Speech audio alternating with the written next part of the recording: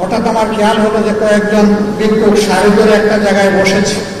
আমি আমার গাড়ির চালককে বললাম একটু থামো। সে থামলো। আস্তে করে দরজা খুলে আমি তাদের পাশে গিয়ে জিজ্ঞেস করলাম কানে কানে, সারাদিনের রুজি কেমন হয়? আমাকে একজন উত্তর দিল, আলহামদুলিল্লাহ ভালোই হয়। আমি বললাম, ভালোর পরিমাণটা কেমন হতে পারে আপনি জানতে পারেন? সে আমাকে বলল 1500 থেকে 1800 পর্যন্ত আমাদের ডেইলি আমরা মানুষের সহযোগিতা পাই। আমি বললাম, তাই তো খারাপ না, ভালো। বলে, স্যার থাকে না তো? থাকে না কেন?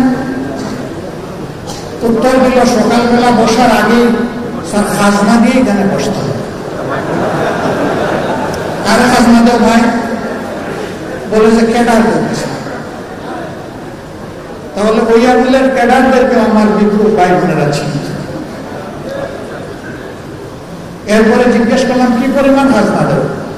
তো বললো, স্যার বিভিন্ন জায়গায় বিভিন্ন রেট, সব জায়গায় এক রেট নেই। বললাম, রেট দিয়ে কেমন বাসে? ওই বাসে কিন্তু পুষায় না। বাস তো পুষায় না কেন? ওই স্যার 30 টাকা কেজি করে পেঁয়াজ যখন 300 হয়েছে, স্যার পুষাইব কেমনি? বলছিল 10 টাকায় চাউল দেবে স্যার, এখন 80 টাকায় পাই না, পুষাইব কেমনি? এখন আমি আর ভয় পেলে যে আর তালিকা কোনটা বাড়াবে আল্লাহ জানে। তা আমি একটু সামান্য হাতে তুলে দিয়ে বললাম যে ভাই তোমার জন্য অনেক দোয়া, কষ্ট নিও না, আমি একটু জিজ্ঞেস করে তোমার সময় নষ্ট করেছি, আসসালামু আলাইকুম বলে আমি গাড়িতে উঠে গেলাম। সম্মানিত ভাইয়েরা, বোঝা গেল যে রাস্তার ভিক্ষুক কিভাবে মজলুম ছিল। এইভাবে সেই সরকারের ঘনিষ্ঠ সহচর একসময় বলেছিলেন, ঘরে থাকলে কোন, বাইরে গেলে কোন। এবং তিনিও বলেছিলেন, এই সরকার কিভাবে ক্ষমতায় আসছে ভুলে গেলে চলবে না, জনগণের ভোটে আসে না, অন্যভাবে আসছে। এখন আমরা শুনি কেউ কেউ বলেন যে আওয়ামী লীগ ছাড়াই নির্বাচন কি ক্রেডিবল হবে? আমি জিজ্ঞাসা করতে চাই, আওয়ামী লীগ নির্বাচন কখন চেয়েছে? 14 সালে 154 আসনে বিনা প্রতিদ্বন্দ্বিতায় পাস, অটো পাস, ট্রাইবেকারে গরু। 18 সালে ধৈর্য ধরতে পারে নাই, দিনের বেলা পর্যন্ত অপেক্ষা করতে পারে নাই, রাতেই খালাস। 24 সালে সবাইকে জেলের মধ্যে ঢুকাইয়া একদম ফিটফাট। এখন ক্যান্ডিডেট খুঁজে পায় না কন্টেস্ট করার জন্য, দামি ক্যান্ডিডেট, দামি পার্লামেন্ট, দামি মন্ত্রী পরিষদ, দামি প্রধানমন্ত্রী, সবকিছুই দামি। যারা নিজেরাই নির্বাচনে বিশ্বাস করে না, তাদেরকে আবার আপনি নির্বাচনে আনবেন কিভাবে? তারা তো নির্বাচন চাইলে তাদের আমলেই নির্বাচন দিতে পারত। তাদের তো জনগণের উপরে কোনো আস্থা নাই, এই জন্য নির্বাচন দিতে সাহস করে নাই। আর সাহস করবে কিভাবে? সমাজের কারে বাকি রাখছে, কার উপরে জুলুম করে নাই। 13 সালের ঘটনাগুলো আপনাদের সবার স্মরণ আছে। জামাতে ইসলামের কথা আমার ভাইয়েরা বলে গেছেন, আমি আর দ্বিতীয়বার বলতে যাচ্ছি না, আপনাদের ধৈর্যের বিচ্যুতি ঘটবে এই আশঙ্কায়। 13 সালের 5ই মে শাপলা চত্বরে হেফাজতে ইসলামের ডাকে এই দেশের লক্ষ লক্ষ মানুষ এসেছিল, শেখ হাসিনার গদি দখল করতে এসেছিল। তারা কয়েক দফা ন্যায্য দাবিতে এখানে এসেছিলেন। তাদের সাথে কি আচরণ করা হয়েছে এর রাজসাক্ষী তাদেরই মন্ত্রী ডক্টর আব্দুর রাজ্জাক।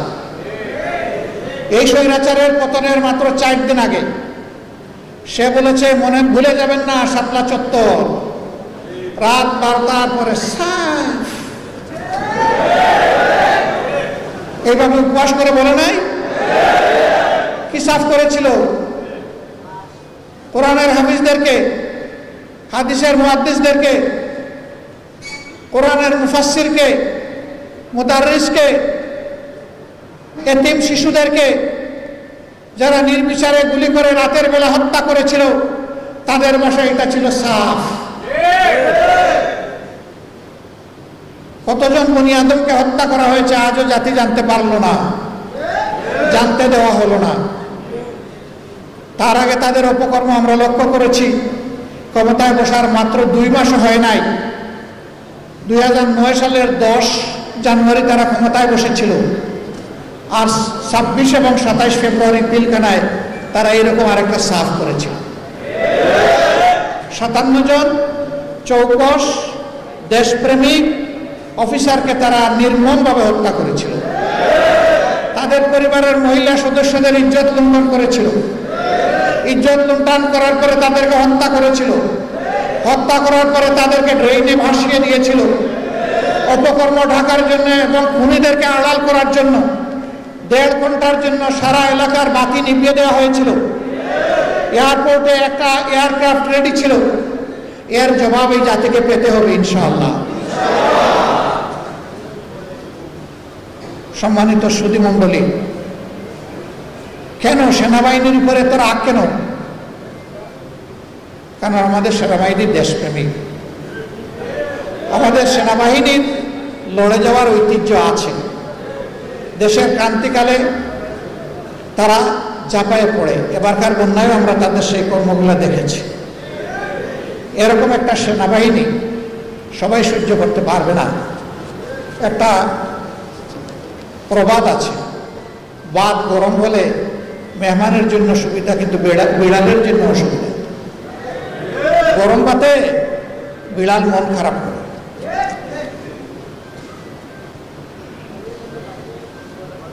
দেশপ্রেমের এই স্তম্ভটাতে আঘাত দিয়ে তাদেরকে ক্ষতিগ্রস্ত করা হয়েছে। আরেকটা গর্বের বাহিনী বিডিআর ষড়যন্ত্র করে তাদেরকে ধ্বংস করা হয়েছে। আজকে বিডিআর নামের কোনো বাহিনী বাংলাদেশে নাই। এই নামের মধ্যে একটা শৌর্যবীর্য ছিল, তেজ ছিল, বীরত্বের মানসিকতা ছিল। এখন বানানো হয়েছে বর্ডার গার্ড বাংলাদেশ, মানে সীমান্তের চৌকিদার। কোথায় বিডিআর আর কোথায় চৌকিদার। লোগো বদলানো হয়েছে, ড্রেস বদলানো হয়েছে। একটা বাহিনীকে ষড়যন্ত্র করে শেষ করে যাচ্ছে। কারা করে? এই নাজিমউদ্দিন রোডে আমার সৌভাগ্য হয়েছিল একবার আসা, আর অন্যান্য জেলে আরো 2 বার যাওয়ার। এই সরকারের খুব মহব্বত ছিল আমার প্রতি। 5 বছর পর পর আমাকে কিছু বিশ্রাম দেওয়ার জন্য গেস্ট হাউসে নিয়ে যেত, আদর করে রাখতো। পানির বিল নিত না, কারেন্টের বিল নিত না, আবার রেশনও দিত কিছু কিছু, থাকারও বিল মাফ। আমি এটাকে জেল বলি না। আপনারা বলবেন তো এটা কি ছিল? এটা বলতে পারেন যে মজলুমের অবকাশ কেন্দ্র ছিল। আচরণ যাই হোক, জেল আমি ওইটাকে বলি। শিবে আবু তালেবে মুহাম্মদুর রাসূলুল্লাহ সাল্লাল্লাহু আলাইহি ওয়াসাল্লাম এবং তার বংশের 30 জনের অধিক মানুষ, শিশু থেকে বৃদ্ধ, যারা 3টি বছরের অধিক সময় বড় কষ্ট করেছিলেন। আরবের জালিমরা তাদের সাথে সমস্ত লাইফলাইন কেটে দিয়েছিল। পানি বন্ধ, খাবার বন্ধ, সব ধরনের ফলমূল বন্ধ, দেখা সাক্ষাৎ বন্ধ। অল্প দিনের মধ্যেই যার ওষুধ নিয়ে গিয়েছিলেন সব ফুরিয়ে গিয়েছিলেন। তারপরে গাছের পাতা, ঘাস এবং গাছের ছাল, এগুলা ছিল তাদের খাবার। এইটাও যখন পাওয়া গেল না, তখন মরা পশুর শুকনা হাড্ডি তাদেরকে চিবাতে হয়েছে। ওইটা ছিল জেল। যেই মুমিনদের সামনে ওই জেল আছে, এই মুমিনরা দুনিয়ার এই পাতলা জেলকে কোনো পাত্তাই দেয় না। সম্মানিত ভাই ও বন্ধুগণ, কিন্তু দুঃখের বিষয়, আমি বলছিলাম যে হেফাজতের সেই ঘটনার পর অসংখ্য আলেমকে গ্রেফতার করা হয়েছে, মিথ্যা মামলা দেওয়া হয়েছে, উদ্দেশ্যমূলক হয়রানিমূলক মামলায় তাদের কাউকে কাউকে মৃত্যুর দিকে ঠেলে দেওয়া হয়েছে। আবার 22 সালে একই ঘটনা ঘটানো হলো, অসংখ্য আলেমকে জেলে নেওয়া। সৌভাগ্যক্রমে আমিও তাদের জেলের সাথী হয়ে গেলাম। বিভিন্ন সময় যখন আদালতে তাদেরকে হাজির করা হতো, তখন চোখের পানি ধরে রাখতে পারতাম না। বিজ্ঞ প্রাজ্ঞ বয়স্ক আলেমদের পায়ে বেড়ি, হাতে কড়া। একদিন আমি একজন এসকর্টের পুলিশকে ডেকে বলেছিলাম, ভাই এদিকে আসো, ওই যে ভদ্রলোকের পায়ে বেড়ি আর হাতে কড়া, ওইটা খুলে এনে একটু আমার পায়ে আর আমার হাতে লাগাই। কেন বলছে? আমি বললাম যে ইনি কোরআন হাদিসের উস্তাদ, ইনি হাজার উস্তাদের উস্তাদ, হাজার সাগরিদের উস্তাদ, তালাবার উস্তাদ। ইনি ইমামুল হাইয়া ওয়াল মাইয়া। তাদের কথায় আমরা মিম্বর থেকে শুনি, চোখের পানি ফেলি, তাদের কথায় মানুষের দিলে আসর হয়। তাদের হাতে লাগিয়েছেন কড়া, পায়ে লাগিয়েছেন বেড়ি, এটা সহ্য হয় না। বললো আপনি চাইলে এটা পারবো না। আমি বললাম তাইলে আমি চোখ ফিরিয়ে নিলাম। এক জেল থেকে আরেক জেলে এইভাবে বেড়ি দিয়ে কড়া দিয়ে তাদেরকে টানাটানি করা হয়েছে, তাদেরকে নিকৃষ্ট আচরণ করা হয়েছে, তাদের কাউকে ডিভিশন দেওয়া হয়নি। অথচ এবিসিডি তাদের দলের চোর ডাকাত কোনে এদেরকে আমি ডিভিশন দিতে দেখেছি। উলামায়ে কেরামের প্রতি সামান্য ইজ্জত প্রদর্শন করা হয়। অথচ দুর্ভাগ্যের বিষয় আমাদের কেউ একজন এরকম একটা মানুষকে কওমি জননী বানায় ফেললেন। এই লজ্জা আমরা রাখি কোথায়? ব্যক্তিগত মতলব হাসিলের জন্য সেই দিন নিঃসন্দেহে তুষামত করা হয়েছিল। আমরা উলামায়ে কেরামকে অভিনন্দন জানাই, শুকরিয়া জানাই, শ্রদ্ধা জানাই। ওই দিনকার ডাকে দেশের বিশিষ্ট উলামায়ে কেরাম হাজির হননি। বহু চেষ্টা করা হয়েছে তাদেরকে হাজির করার, না, তারা না বলে দিয়েছেন, সাফ না বলে দিয়েছেন, যা ইচ্ছা তাই করো, যাবো না ওই সমাবেশে। দুই একজনকে বলতে হবে অস্ত্রের মুখে ধরে এনে হাজির করেছে। আর ওই রকম যারা কওমি জননী বানিয়েছিলেন তারা হয়তো তাদের শাগিরদেরকে নিয়ে এখানে এসেছে। আফসোস, আল্লাহর কুরআন, রসুলের কিতাব, কিতাবুল্লাহ, সুন্নতে রাসূলুল্লাহ লেখাপড়া করে মানুষ কিভাবে এইভাবে নিজের বিবেককে ছাপা দিতে পারে? আল্লাহ ক্ষমা করুন। আল্লাহ আমাদেরকেও ক্ষমা করুন, এরকম কাজ যারা করেছেন তাদেরকেও ক্ষমা করুন। আমরাও আসুন আমাদের ভুল ত্রুটির জন্য আল্লাহর দরবারে তওবা করি, তাদেরও তওবা করা উচিত। সম্মানিত ভাইয়েরা, একটা দুঃসময় জাতি পার করেছে। চাঁদাবাজদের জ্বালায় অতিষ্ঠ, দখলদারের জ্বালায় অতিষ্ঠ, মা বোনদের ইজ্জত নিয়ে তটস্থ, জীবন নিয়ে অতিষ্ঠ, তটস্থ। মানুষ আতঙ্কের মধ্যে দিন কাটত, মানুষের মুখের দিকে তাকানো যেত না, চুপি চুপি কথা বলতে ভয় পেত। একটা অদৃশ্য তালা ঠোঁটে ঝুলিয়ে দেওয়া হয়েছিল, কথা বলতে পারবে না, অন্যায় করলে তার প্রতিবাদ করা যাবে না। জামাত ইসলামের উপরে তো রাগ কেন? রাগ হচ্ছে এই দলটাকে কেউ কখনো কিনতে পারেনি, খরিদ করতে পারে। এই দলটা অন্যায়ের সামনে কখনো মাথা নত করে। রাগের মূল জায়গায় এখানে। আমাদের লেজ কাটা গেছে, তো তোমাদের লেজ ঠিক থাকবে কেন? গোসাটা ওই জায়গায়। ওই যে শ্রীগাল যার লেজ পুড়েছিল, সে চিন্তা করলো আমার যখন পুড়েছিল এক জায়গায় বসে থাকবো না, সব করে দৌড়াদৌড়ি করে লাগাই দেব। আলহামদুলিল্লাহ, আল্লাহ আমাদেরকে হেফাজত করেছে। আমাদের লোকেরা ফাঁসি বরণ করে নিয়েছে, কিন্তু মাথা নত। আমাদের লোকেরা আয়না করে গিয়েছে, কিন্তু কারো কাছে গিয়ে ভিক্ষা চায়। আমাদের লোকেরা হাত পা হারিয়ে পঙ্গু হয়েছে, কারো সহানুভূতির কাঙ্গাল হয়নি আল্লাহ ছাড়া। আমরা এগুলা সৌভাগ্যের কারণ মনে করি। বলবেন জুলুমও কি সৌভাগ্যের কারণ হয়? অবশ্যই হয়, অবশ্যই। আল্লাহ তাআলা বলেছেন মুমিনরা যখন সবর করে আল্লাহ তখন তাদের সাথে থাকে। ইয়া আইয়ুহাল্লাযীনা আমানু ইসতাঈনু বিস-সাবরি ওয়াস-সালাহ ইন্নাল্লাহা মা'আস সাবিরিন। যখন তোমাদের উপর বিপদ আপদ, জুলুম, অত্যাচার আসবে, তোমরা আল্লাহর সাহায্য চাও সবর এবং সালাতের মাধ্যমে। তোমরা জেনে রাখো নিশ্চয়ই আল্লাহ মুমিনদের সাথে আছেন, সাবরিনদের সাথে আছেন। যারা সবর করবে অবশ্যই আল্লাহকে তারা সাথে পাবে। সবর আমাদের শব্দ। এই সবরের উপরে আমরা ভর করেছিলাম, আল্লাহ তাআলার উপর তাওয়াক্কুল করেছিলাম। অনেকে বলতো যে এই দুঃশাসনের কি শেষ হবে? আল্লাহ তাআলার মেহেরবানি হয়েছিল, আল্লাহ তাআলা এবার আমাকে লাব্বাইক বলার সুযোগ দিয়েছিলেন। সেই পবিত্র কাবা করেও অনেকে ঠায় মাঝে মাঝে তাকিয়ে থাকতো। আমি বলতাম যে ভাই, আমার মধ্যে আপনি কাউকে খুঁজছেন? ওই জি। আমি বললাম যারে খুঁজছেন এই ব্যক্তি। আসসালামু আলাইকুম। আমাদের কি কোনো পথ আছে এই জুলুম থেকে বের হওয়ার? কেন নয় ভাই, অবশ্যই আছে। আপনি যে জায়গাটায় এসেছেন এই ঘরের মালিককে বলে যান, চোখের দুই ফোঁটা পানি ফেলে যান, আপনার নিজের জন্য, জাতির জন্য। ইনশাল্লাহ এই পানি বৃথা যাবে না। আমাকে লোকেরা জিজ্ঞেস করতো কারে দিয়ে এটা আশা করা যায়। আমি বলতাম কেন? আমাদের যুব সমাজ। বলে যে কোন যুব সমাজ? যেটা মোবাইল আর টিকটক নিয়ে পড়ে থাকে সেই যুব সমাজ? আমি বললাম হ্যাঁ, সেই যুব সমাজ। আল্লাহ চাইলে এই যুব সমাজে বিস্ফোরণ ঘটাতে পারে। তখনও জানি না এরকম একটা বিস্ফোরণ ঘটে যাবে। আমি এটা 11 থেকে 17 তারিখের কথা বলছি, জুলাই মাসে। জানতাম না এরকম একটা কিছু ঘটবে, কিন্তু আলহামদুলিল্লাহ আল্লাহ তো গোঠাই দিলেন। আল্লাহ গোঠাই দিলেন। আন্দোলন নিবু নিবু হচ্ছিল, এরকম কত আন্দোলন হয়েছে অতীতে।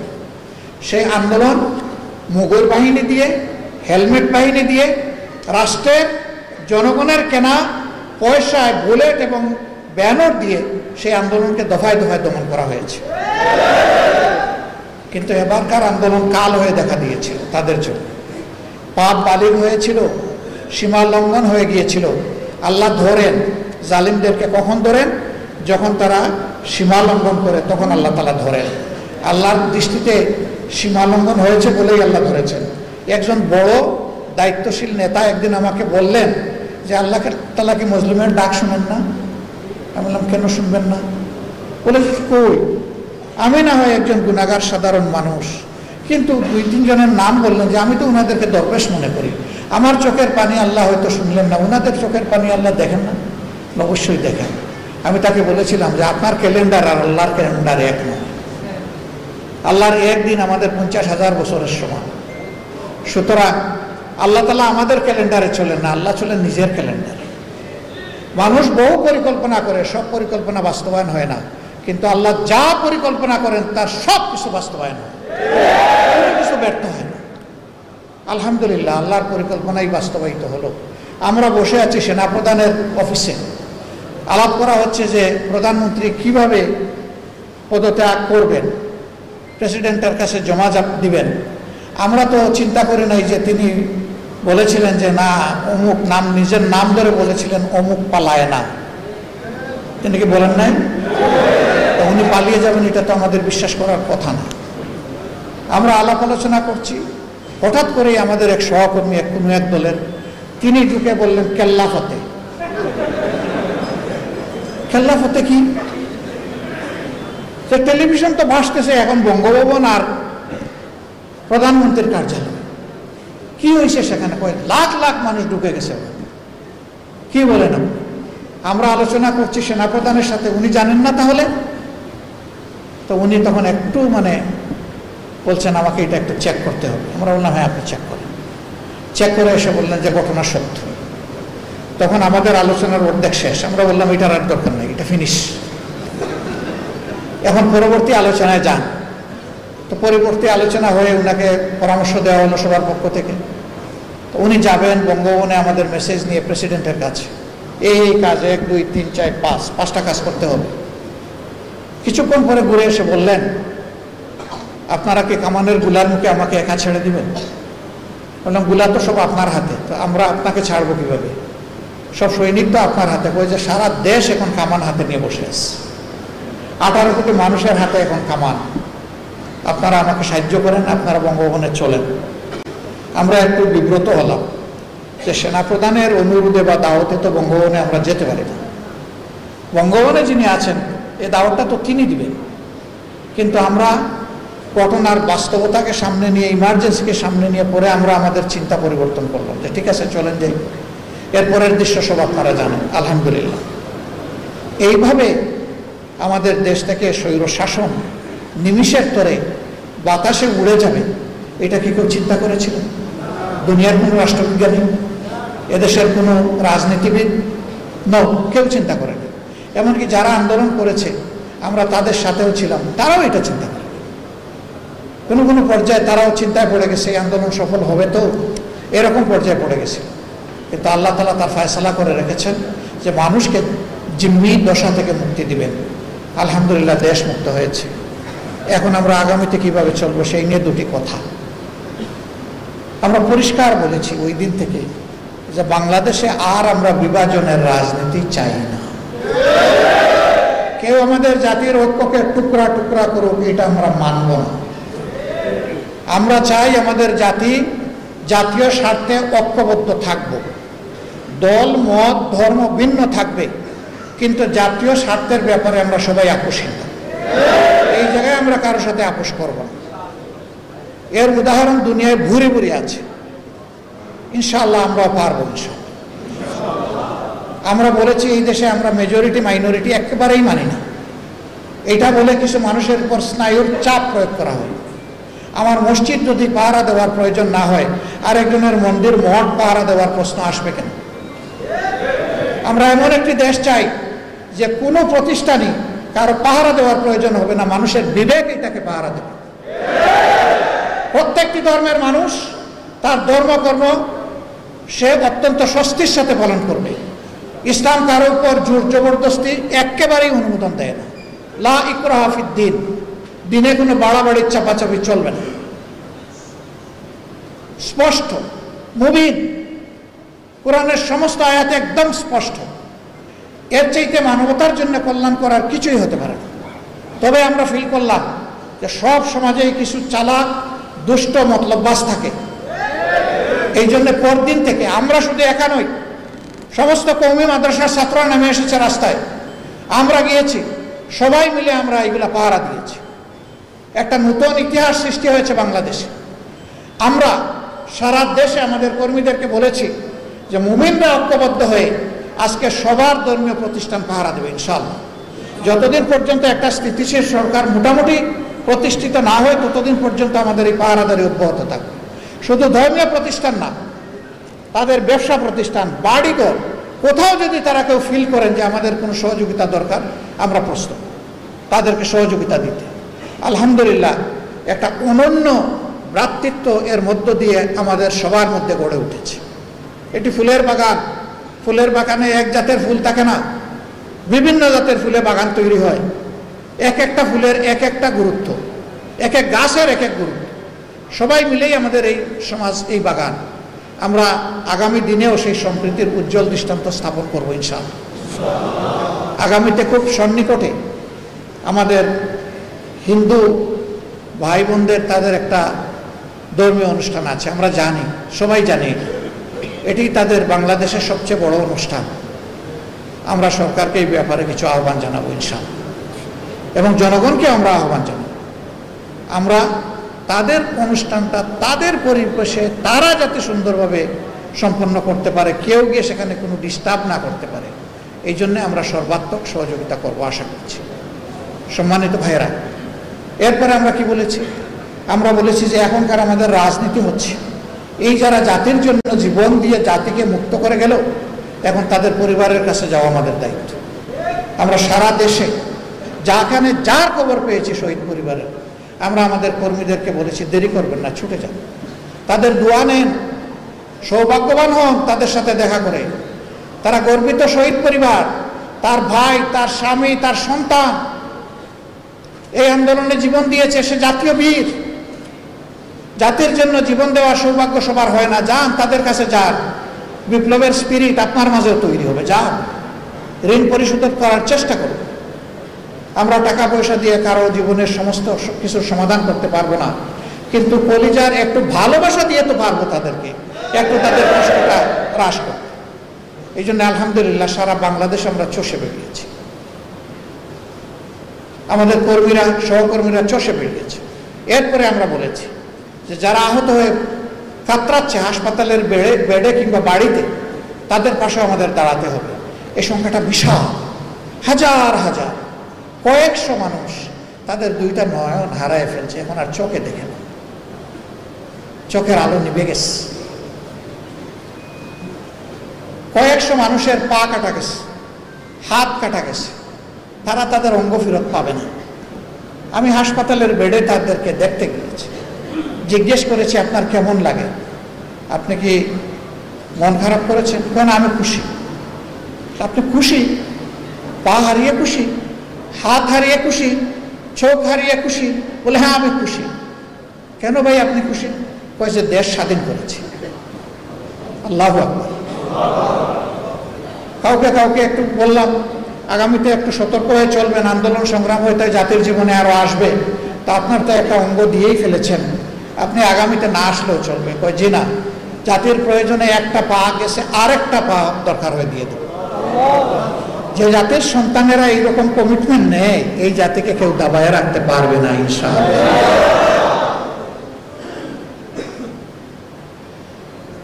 আল্লাহ তাআলা যদি মুমিন মুসলমানদের হাতে এই দেশ পরিচালনার দায়িত্ব দেন, কথাটা ভালো করে খেয়াল করবেন, আমি শব্দ বলতেছি মুমিন মুসলমানদের হাতে যদি এই দেশ পরিচালনার দায়িত্ব দেন, ইনশাআল্লাহ আমাদের এই সম্মিলিত সকল কর্মীরা তার বিবেকের পাহারাদার হবে এবং সে জনগণেরও পাহারাদার। আমরা দেশকে আমাদের মালিকানা মনে করব না। আল্লাহ তাআলা যদি এইরকম কোনো সুযোগ দেন, আমরা নিজেদেরকে সেবক এবং খাদিম মনে করি। যদি সেই সেবাটা আল্লাহ কবুল করেন, নিজেদেরকে আমরা সৌভাগ্যবান মনে করি। আমরা আপনাদেরকে কথা দিচ্ছি, এখন দেখছেন না যে প্রথমবার এমপি হওয়ার পরে দ্বিতীয়বার যখন তার আর্থিক বিবরণী নির্বাচন কমিশনে জমা দিছে, দেখা যায় এক একজনের 700 গুণ 800 গুণ আয় বেড়ে গেছে। আলাউদ্দিনের প্রদীপ গড়ে গড়ে জ্বলে উঠেছে। আমার আশঙ্কা হয় মুমিনরা যদি এদেশের দায়িত্ব পালন করার সুযোগ পায়, ওদের 700 গুণ তো বাড়বেই না, ঋণের ভারে ওদের পিঠ নরম দুর্বল হয়ে যায় কিনা। কারণ তখন জনগণের খেদমত করতে গিয়ে সবসময় শুধু রাষ্ট্রের ভান্ডার থেকে খরচ করা যায় না, অনেক সময় নিজের পকেট থেকেও খরচ করতে, যেটা এখনো মুমিনরা করে। সম্প্রতি বছরগুলোতে আপনারা দেখেছেন, আলহামদুলিল্লাহ আলহামদুলিল্লাহ এই দেশে অনেক নামকরা বিশাল বিশাল আন্তর্জাতিক এনজিও আছে, বড় বড় দল আছে, কিন্তু যখনই বন্যা করা দুর্যোগ দেখা দিয়েছে, উলামায়ে কেরাম ঝাঁপিয়ে পড়েছেন, ঝাঁকে ঝাঁকে। তারা বাংলাদেশের নতুন ইতিহাস সৃষ্টি করেছেন, তারা জাতির মধ্যে আশা জাগিয়ে তুলেছেন যে উলামায়ে কেরামে সত্যিকার অর্থে দেশের মানুষকে ভালোবাসে। সম্মানিত ভাইরা, যাদের হাতে ইমানের নূর আছে, যাদের হাতে আল্লাহর কিতাব আছে, যাদের হাতে রাসূলুল্লাহ সাল্লাল্লাহু আলাইহি সাল্লামের সুন্নাহ আছে, তাদের এর চাইতে দুনিয়ার বড় কোনো সম্পদের প্রয়োজন নেই। এখন শুধু আল্লাহ তাআলা আমাদের সঙ্গী থাকলেই হয়ে যায়। আলহামদুলিল্লাহ, আমরা বিশ্বাস করি এই জাতির একমাত্র প্রকৃত বন্ধু এবং সঙ্গী হচ্ছেন আল্লাহ রাব্বুল আলামিন। আমরা আপনাদের সহযোগিতা চাই। আমরা চাই না আবার সমাজে চাঁদাবাজি হোক, আবার দখলদারি হোক, আবার লুটতরাজ হোক, আবার ঘুষের রমরমা বাণিজ্য গড়ে উঠুক, আবার 500, 700, 2000 গুণ আয় কারো কারো বেড়ে যাক, আবার ব্যাংক ডাকাতি হোক, আবার ব্যবসায়ীরা বঞ্চিত হোক, এগাটে ওগাটে দৌড়াদৌড়ি করুক, এটা আমরা চাই না। ব্যবসার প্রয়োজনে সৎ ব্যবসায়ীরা ব্যাংক থেকে সহযোগিতা পাবে, পুঁজি পাবে, অসৎ দুর্বৃত্তরা ব্যাংকের কাছেও যেতে পারবে না। তা অবশ্যই নিশ্চিত করবে যদি ইমানদারদের সরকার গঠিত হয় ইনশাআল্লাহ, কারণ তারা আল্লাহকে ভয় করবে। আল্লাহকে ভয় করার কারণেই জনগণের সম্পদের আমানতের পাহারাদারি করবে, চৌকিদারগিরি করবে, এটার মালিক সাজার চেষ্টা করবে না, ওদিকে কালো হাত পড়বে না তাদের। এখন তো ভাগাভাগি করে সব শেষ করে দিয়েছে, ব্যাংকগুলা ফুকলা, আর্থিক প্রতিষ্ঠান ধ্বংস, ব্যবসা বাণিজ্য এখন শূন্যের কোটায় চলে আসতেছে, মাঝখানে রিমিটেন্সও বন্ধ হয়ে গিয়েছিল। এই সব কিছু আলহামদুলিল্লাহ আমরা আশা করছি যে এখন একটা স্বাভাবিক অবস্থায় ফিরে আসবে। এই সরকারের ব্যাপারে আমাদের মেসেজ স্পষ্ট, আপনারা জনআকাঙ্ক্ষার অন্তর্বর্তীকালীন সরকার, আপনারা ক্যান্ডিডেট হয়ে ভোট চেয়ে ভোট পেয়ে এখানে বসেন নাই, বরঞ্চ আমরা জনগণই আপনাদেরকে এই দায়িত্ব দিয়েছি। সুতরাং 24-এর বিপ্লবের চেতনাকে সম্মান করেই আপনাদেরকে আপনাদের দায়িত্ব পালন করতে হবে। এই ক্ষেত্রে কোনো ব্যতিক্রম জনগণ আপনাদের কাছ থেকে প্রত্যাশা করে না।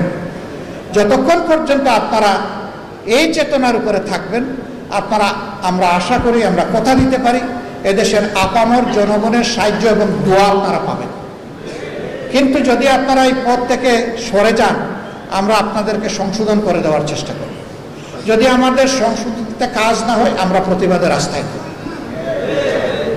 যাতে আপনারা সুন্দরভাবে দেশটা চালাইতে পারেন।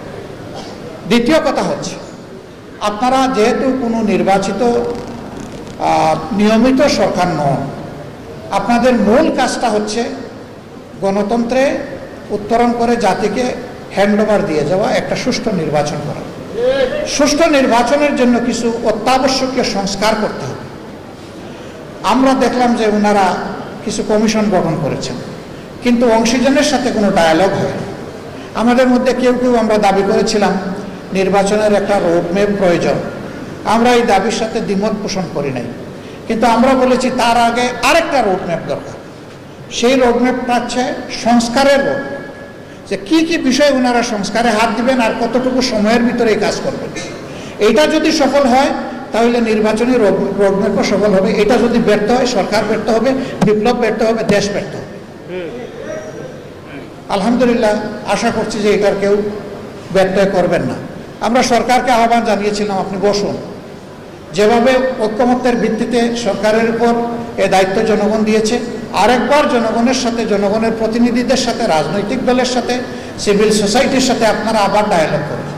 আমরা অভিনন্দন জানাই। আগামী শনিবার থেকে তারা আবার এই ডায়ালগ শুরু করতে যাচ্ছে। তারা যদি ডায়ালগ করেন, আশা করি ভালো কিছু বের হয়ে আসবে ইনশাআল্লাহ। মিলেমিশে যে কাজটা করা হয়, 10 জনের পরামর্শ নিয়ে যে কাজটা করা হয়, এই কাজে আল্লাহর বরকত থাকে। আপনারা সবাই দেশের জন্য দোয়া করবেন। আমরা শুধু আপনাদেরকে এতটুকু কথা দিতে পারি, আল্লাহ যদি আমাদেরকে কখনো দায়িত্ব দেন, আপনারা যদি ভালোবাসেন, আপনারা যদি এগিয়ে দেন, তাহলে আমরা চেষ্টা করব আপনাদের এই আমানতের মর্যাদা রক্ষা করার। আমরা চেষ্টা করব নিজেরা দুর্নীতি জিরো এবং সকলের জন্য দুর্নীতি জিরো করব না, কাউকে করতেও দিব না ইনশাআল্লাহ। তাহলেই একটা দুর্নীতিমুক্ত বাংলাদেশ হবে। তবে এটা মনে রাখতে হবে, ড্রেইনের ময়লা পানি দিয়ে 24 বার ধুইলেও কিন্তু উজু একবার হবে না। উজুর জন্য প্রয়োজন হবে পরিচ্ছন্ন পানি, পবিত্র পানি।